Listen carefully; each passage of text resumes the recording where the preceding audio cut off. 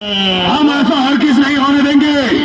जमीन को बंजर बनाने की धमकी देता है बंजर चित्रगुप्त। अब मेरी अपना ध्यानपूर्वक सुनिए। अब जाके इसे नदी नालों में बहा दीजिए। अगर नहीं मरता है तो इसमें आग लगाकर इसे भस्म कर दीजिए।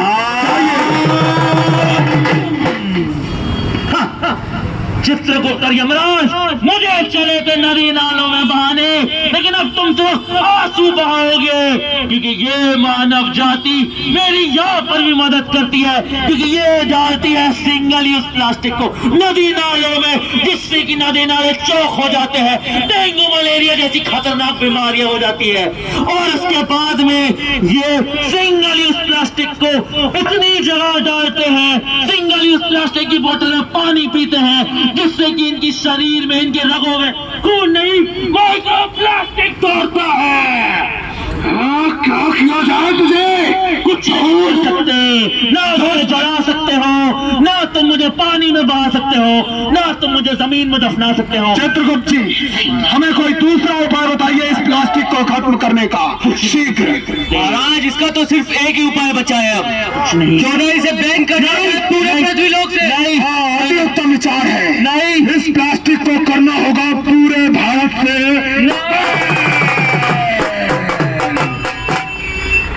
आप सभी को भी इस सिंगल यूज प्लास्टिक को अपने निजी जीवन से करना होगा बैन, क्योंकि ये हमारे लिए, हमारे वातावरण के लिए बहुत ही ज्यादा खतरनाक है। अगर हम इसे जमीन में गाड़ते हैं तो जमीन को बंजर कर देता है, जहाँ पेड़ पौधे नहीं हो पाते, फसलें नहीं हो पाती, बागवानी नहीं हो पाती। अगर इसे नदी नालों में बहा दिया जाता है तो नालियों को जाम कर देता है, सीवरों को जाम कर देता है, जहाँ पानी रुकता है मच्छर पैदा होते हैं, जिससे हमें डेंगू मलेरिया चिकनगुनिया न जाने कितनी घातक बीमारियां हो जाती है। और अगर इस जलते हुए प्लास्टिक में आग लगाते हैं तो इस जलते हुए प्लास्टिक से जो जहरीला धुआं निकलता है वो सांसों के माध्यम से हमारे अंदर जाता है, जिससे हमें दमा, अस्थमा और बीमारियां होती हैं। इसका सिर्फ एक ही इलाज है कि इसका उपयोग करना बंद करें। अपने घर से बाहर जब भी जाए, कुछ भी लेने के लिए, दूध, अंडा, ब्रेड, साग सब्जी, फल फ्रूट साथ में जूट का या कपड़े का थैला लेकर जाए। किसी भी दुकानदार से सिंगल यूज प्लास्टिक की मांग न करें, और दुकानदारों से भी अनुरोध है कि अपने ग्राहकों से कहें कि कम से कम अपने साथ में इस तरह का कपड़े का या जूट का थैला लेकर आए। इसीलिए हम कहते हैं घर से बाहर सभी थैला लेकर जाना भैया, थैला लेकर जाना भैया, थैला लेकर जाओ।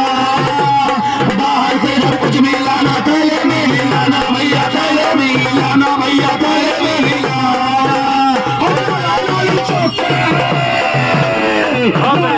चौक करे है बंजर करे जमीन में polythene polythene polythene polythene polythene polythene.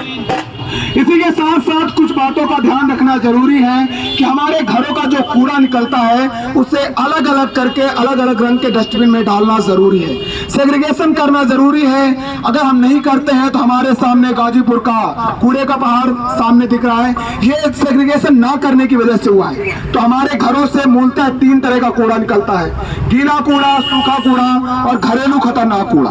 गीले कूड़े में आता है रात का बचा हुआ भोजन, अंडे के छिलके, सब्जियों के छिलके, फल फ्रूट के छिलके, सड़े गले फल फ्रूट, चाय पत्ती, फूल मालाएं इत्यादि।